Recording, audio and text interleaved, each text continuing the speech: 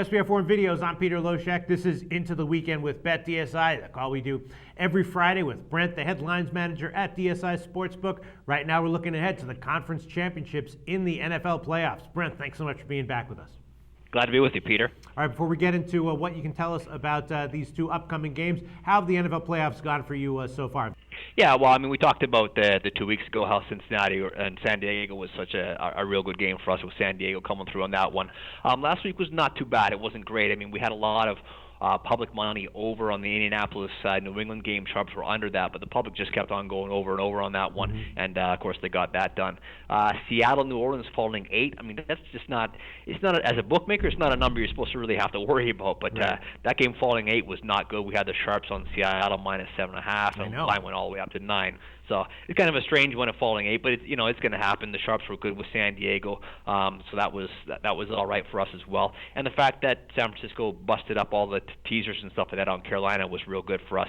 On Sunday, it was just a slew of Carolina money. It's just like, I mean, there's like the guys that I look at in terms of when we do this show, there's about 10 of them, and it was like 5 or 6 of those guys were all on Carolina. Wow. They like Carolina money line, spread, the first half. They were crazy about Carolina, and we needed Carolina really big, unfortunately. Wait, you needed Carolina really big? Yeah, I mean, the fact that San Fran busted up the teasers was all right for us, but just on the straights, I mean, we needed Carolina really big, so it was interesting because, I mean, in a case like that, you sit back and take the position. You're like, okay, I'm with the supposed sharp money, so we should be all right. Right, so that means you needed Carolina really big because the public was overwhelmingly on San Francisco.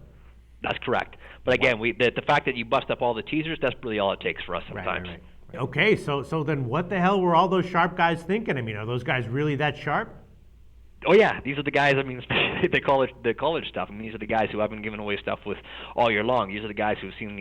I think you go back on the show, we've done real well with these guys, and these are guys whose lifetime figures, could could put us in retirement, Peter. Yeah, but I mean, actually, in these shows, they haven't done that well in the NFL this year. No, honestly, I look at these guys in NFL, and obviously their opinion's really strong, and I take these guys into consideration. But I mean, college football, all these guys are really, really good, and I respect them a ton. With NFL, I take it back a little bit just because you never know.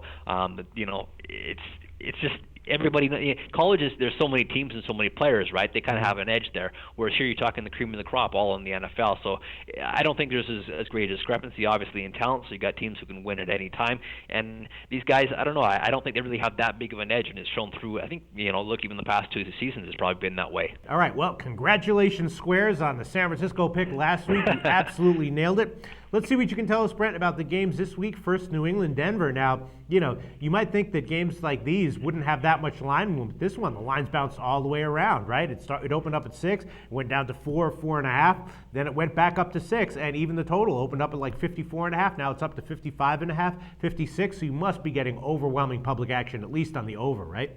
Yeah, I'm actually got sharp money on the over 54.5, and public money now on that Denver New England total. My count is probably about 3-1, and the money's around 3-1 right now. So we're gonna need some help with that one. Yeah, but 54.5 is where the Sharps came in. They haven't come in touching the 56 anything at all. I've started to get some money back on the under at 56, but like from the 54 to 55, 55.5, there was nothing at all. Not until 56 did I get anything back. So we're still in a position though where we need the under big time. On the side, yeah, I mean, we took Denver 4.5, New England up to 6.5.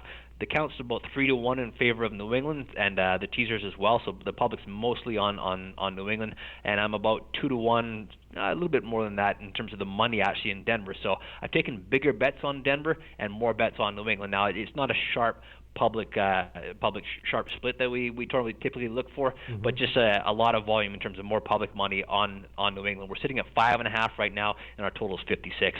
All right, so then all that early line movement that drove the line down, that was all public money on New England? Not necessarily all public money. I mean, you have to understand, Peter, there's guys who will come in for, 10-dime bets and stuff like that who look, over the lifetime of, say, 3-4 years as active customers are, say, up 30,000 or down 50,000. So for a 10-dime better, it's not really someone who's sharp or not, but it's someone that you move the line off of. So when you get, a couple of bets like that on one side, you move. You start getting the other way, you move. And just kind of, that's how we end up where we are right now at 5.5, for example. Money on Denver minus 4.5.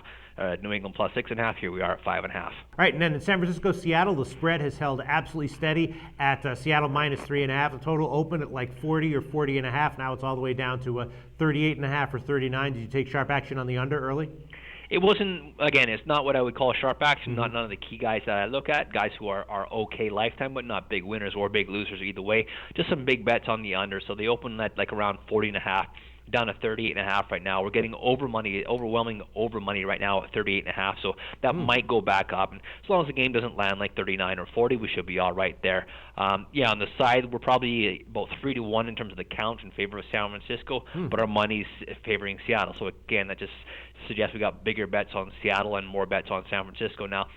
Interesting with this, I do have sharp guys who came in on San Fran on the money line plus 180. Now it's only Seattle's minus 190 right now, so that 180 is pretty much gone in the plus for San Francisco. They also took San Fran in the first half plus 3 minus 0.5.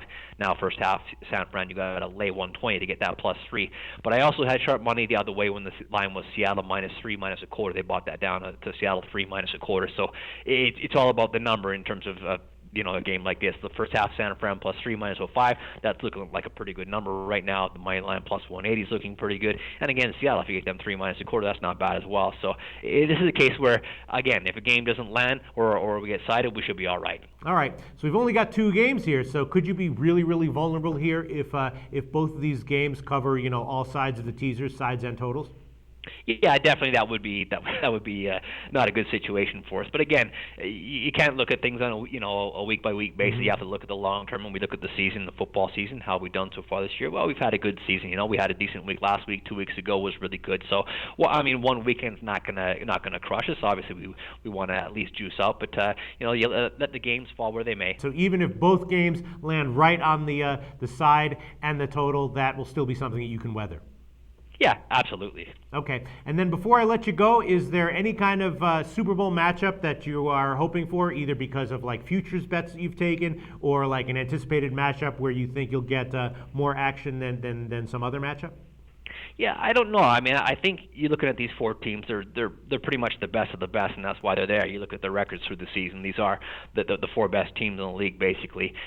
Denver's obviously a highly bet public side, but New England is crazy as well. I mean, in terms of the futures, we're really, really heavy on New England. They were getting some higher prices right now. Still, they're plus like 560 right now, which is perhaps a decent price for New England. So we'd rather not see New England there just because of the Super Bowl futures. On the other side, though, San Fran perhaps is more of a public team than Seattle, so you might generate a little more action. But honestly, at this point, it doesn't matter who's in the Super Bowl, especially with these 4 teams. You're going to get a whole lot of action. Now, in terms of our futures, we do have our least risk on Denver and Seattle, so you could say we'd like to see both of those teams there. But, I mean, during the season, we took a lot of money on teams like Indianapolis, New Orleans, even Washington, Giants, Philadelphia, Carolina, Atlanta. We took a lot of money on a lot of those teams as well. So the Super Bowl futures are going to work out well for us. Sounds good, Brent. Great book.